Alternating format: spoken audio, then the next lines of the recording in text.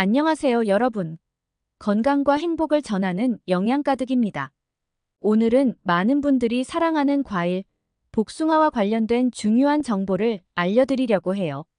복숭아는 맛있고 풍부한 영양소를 가지고 있어 건강에 좋은 과일로 알려져 있습니다.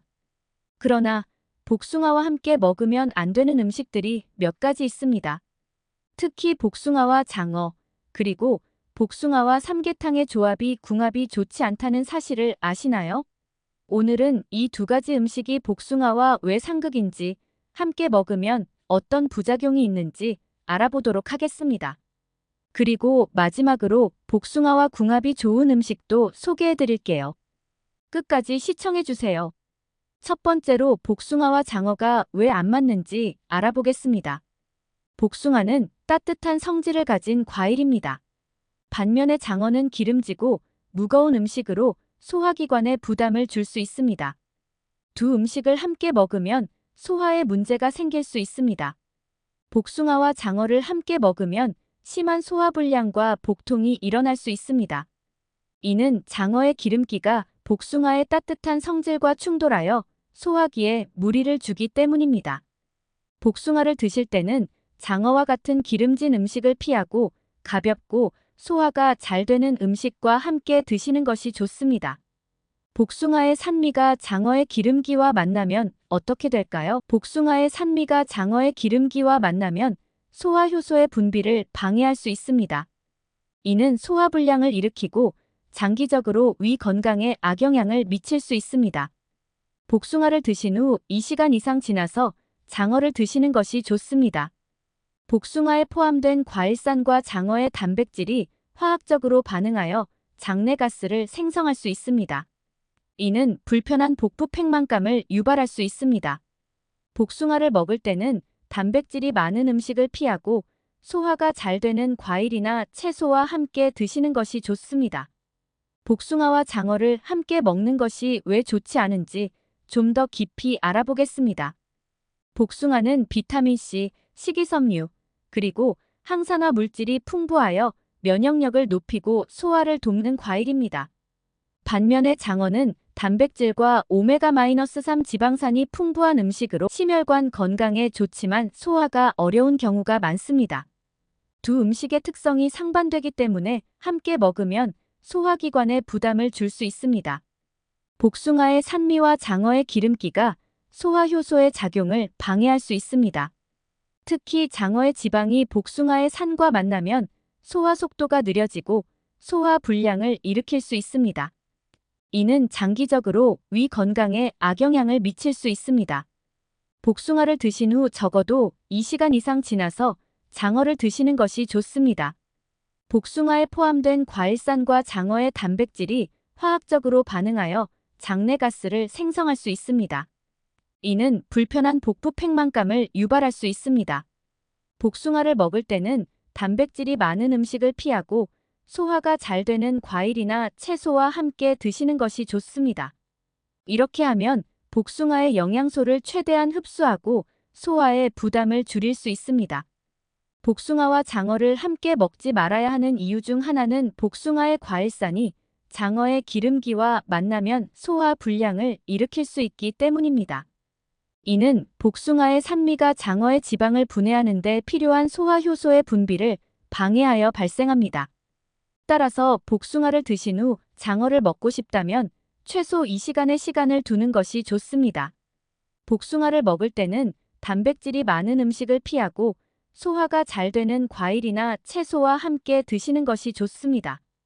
복숭아는 수분 함량이 높아 소화를 돕지만 장어와 같은 기름진 음식을 함께 먹으면 소화가 어려워질 수 있습니다. 따라서 복숭아를 먹을 때는 가볍고 소화가 잘 되는 음식을 선택하는 것이 중요합니다. 삼계탕은 뜨겁고 영양가가 높은 음식입니다. 반면에 복숭아는 상온에서 섭취하는 경우가 많죠.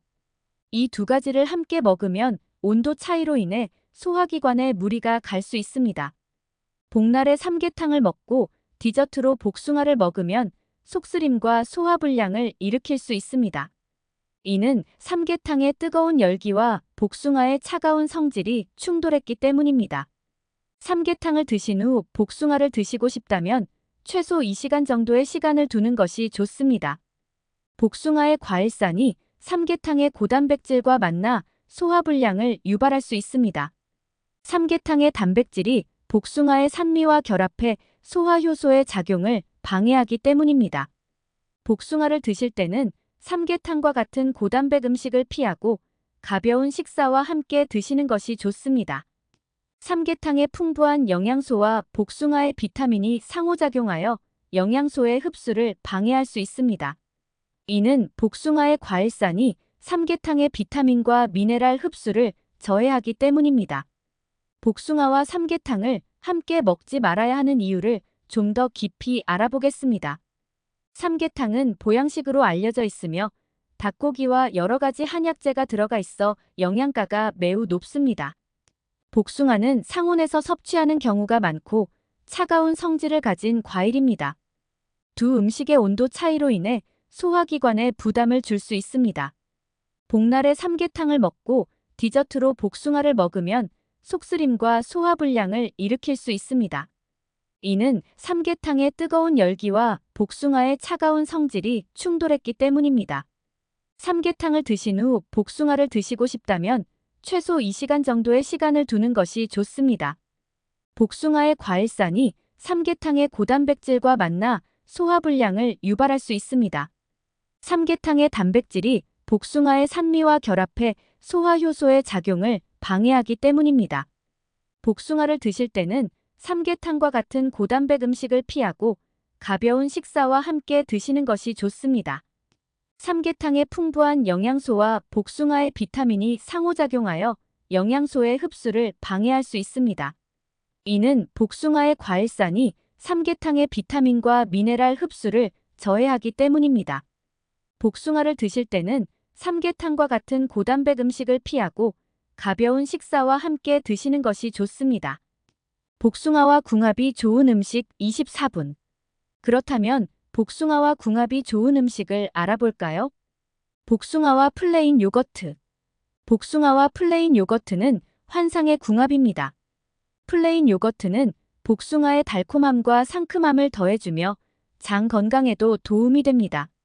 복숭아와 요거트를 함께 먹으면 소화가 잘 되고 프로바이오틱스가 장 건강을 증진시키는 효과가 있습니다.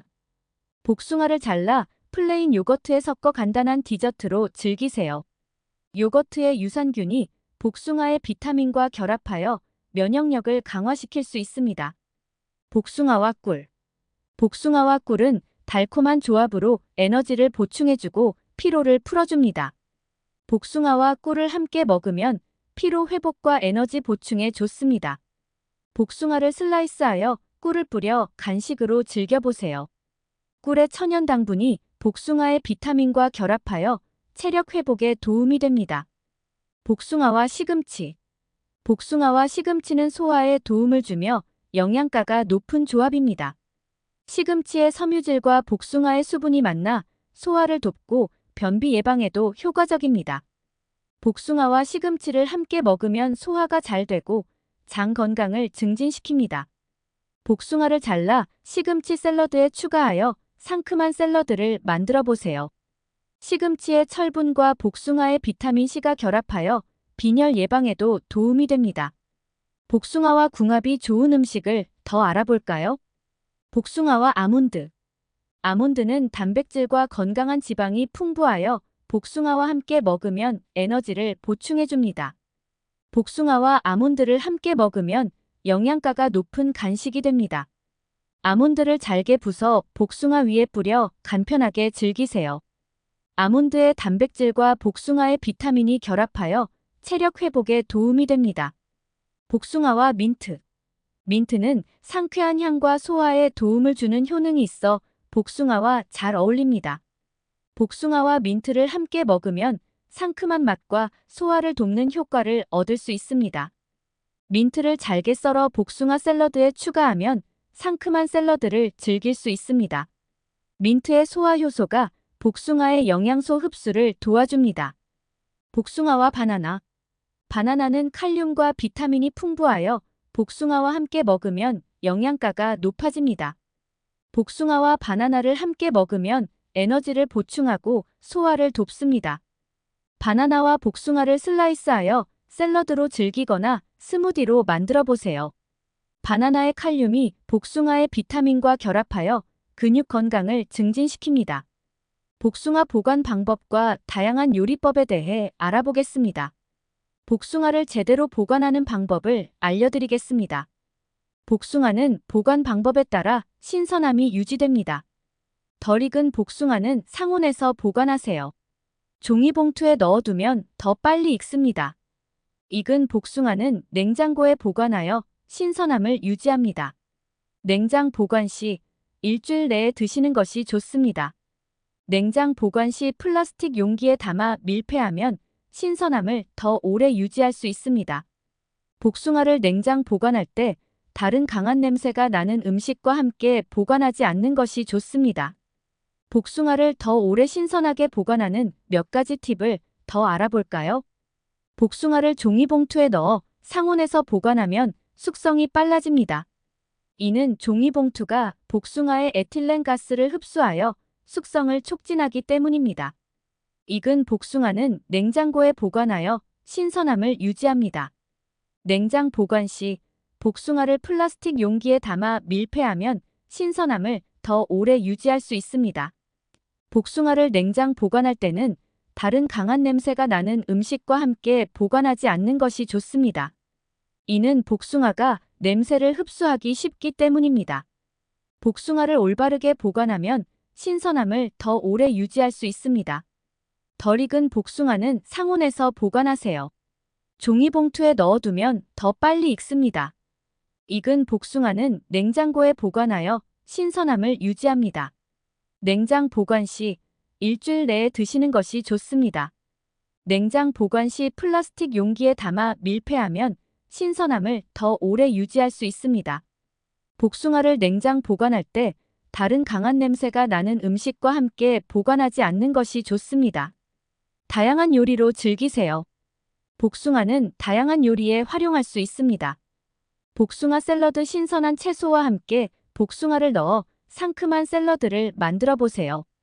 복숭아 스무디 복숭아와 요거트, 약간의 꿀을 블렌더에 넣어 스무디로 즐기세요.